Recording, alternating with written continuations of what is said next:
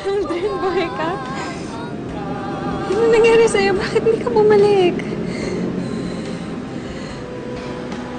Ano nangyari sa'yo, Aldrin?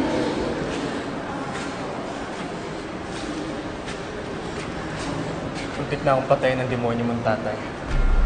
Mabuti na lang niligtas ako ni Mang Romulo kasi nakita ko wala talaga kayong pinagkaibang mag-ama.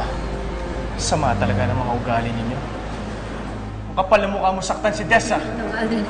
I can explain. Huwag ka na magpaliwanag kasi kahit kailan hindi ka magbabago! Celeste, isang beses mo pasaktan si Dessa.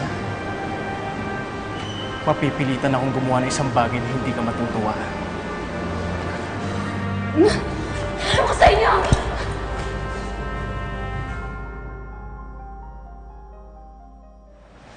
Mabuti pinaalis mo yung taong yun. Monte ko na siyang kantihan nang malaman kong anak siya ni Lucas. Buti na lang po at nakapagpigil kayo, Mang Romulo. Salamat po at niligtas niyo si Aldrin. Hindi ako makapaniwalang nagbalik sa akin ang boyfriend ko.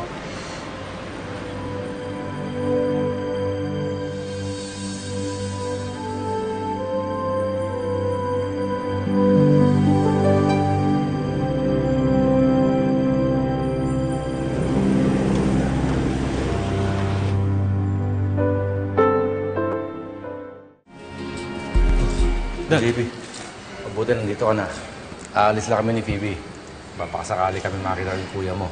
Sasama ka ba? Dad, hindi niyo na po kailangan hanapin si Kuya. Buhay siya. Huh? He's fine. How would you know? May kita na ba kayo? Sir Tony, Oh, this.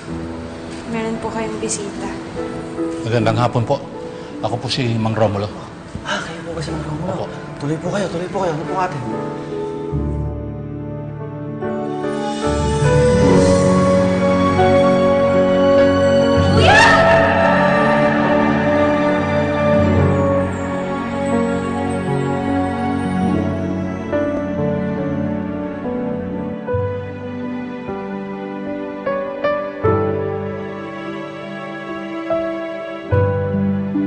Salamat sa Diyos, buhay ka, anak. Kuya! Dad! Magiging okay na si Mommy! Bakit, Dad? Ano nangyari kay Mama?